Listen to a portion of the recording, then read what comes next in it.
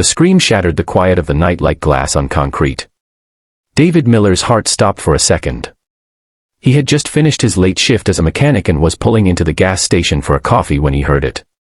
He turned his head sharply toward the alley behind the station and saw a figure, a young girl, maybe 13 or 14, struggling against a man twice her size. Without thinking, David bolted from his truck, sprinting faster than he had in years. "Let her go," he shouted, his voice like thunder cracking through the dark. The men turned, startled, and released the girl just long enough for her to break free. David positioned himself between her and the attacker, fists clenched. The men took one look at him, broad-shouldered, covered in grease, and angry, and decided it wasn't worth the trouble. He ran. The girl collapsed into David's arms, sobbing uncontrollably. David was a single father of a 9-year-old boy named Sam. Life hadn't been kind to him. His wife, Emily, passed away 4 years ago in a car accident, leaving him broken, alone, and struggling to raise their son. Every day since had been a battle, balancing work, grief, and fatherhood. The girl he saved, whose name was Lily, had run away from her foster home. Her arms bore faint bruises. She didn't say much, only that she couldn't go back. Something about the fear in her eyes stopped David from pressing her for answers. He took her to the police that night, of course. But after hours of red tape, paperwork, and waiting, the officer told him, her foster placement is already under investigation. We'll be moving her to a temporary group home. David didn't know why, but he couldn't walk away. I'll take her, he said impulsively. The officer blinked. Sir, that's not how this works. But eventually, with some pulling of strings and the involvement of a social worker, David was allowed to serve as a temporary guardian, just until they could figure something else out. Lily was withdrawn. She flinched when someone raised their voice, even if it was just the TV.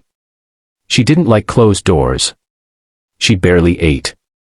Sam tried to be friendly, but she didn't say much to him either. David did his best. He cooked for her, made sure she had clean clothes, and talked to her in small doses. He never asked her about what happened, only told her, "You're safe here." One night, after putting Sam to bed, he found her sitting on the porch, staring at the stars. She was holding one of Emily's old books. She liked reading. Lily asked softly. She loved it, David replied. Said stories were her escape. Lily nodded slowly. I used to have a bookshelf. But it got left behind. That night, David stayed up and built her a new one from spare wood in the garage. He filled it with books from thrift stores, garage sales, and his late wife's old collection. That's when Lily started to open up. Over the next few weeks, something beautiful happened. Lily and Sam bonded. Over video games, silly cartoons, and homework. She helped David in the garage, asking questions about engines and tools. For the first time, her laughter filled the house. But trauma isn't something you just walk away from.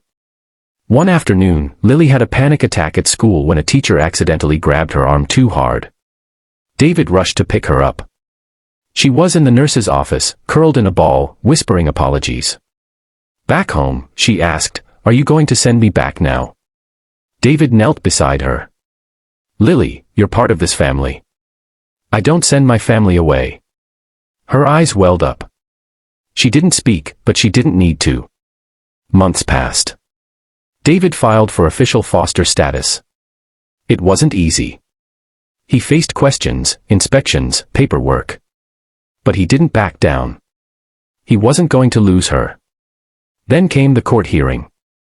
Lily's biological aunt, someone she hadn't seen in years, suddenly filed for custody. She had a steady income and a clean background. The judge leaned in that direction. Lily was torn. She wanted a real family, but she didn't know this woman. And David, he had become her safe place. In court, Lily stood up, her voice shaking. I know Mr. Miller isn't my real dad. But he's been more of a parent to me in a few months than anyone else ever has. I'm not asking for a perfect life. I just want to stay where I'm loved. David was silent, his heart in his throat. The judge looked at him, then back at Lily. After a long pause, she spoke. Petition granted. David Miller, you are now the legal foster parent of Lily Thompson. Not because the system had worked for once, but because two broken people, one grieving a wife, the other a childhood, had found something rare, healing in each other. Today, Lily is in high school, top of her class, and dreams of becoming a social worker so she can help kids like herself. Sam calls her his big sis, even if they're not related by blood. And David. He's not perfect. Some days he still talks to Emily's photo, asking if she's proud of him. But most days, he just thanks her for showing him how to love so he could pass that love on. They saved each other. Not in one grand moment, but in 1,000 quiet ones, dinners, hugs, tears, laughter. They became a family. And sometimes, that's the most heroic thing of all.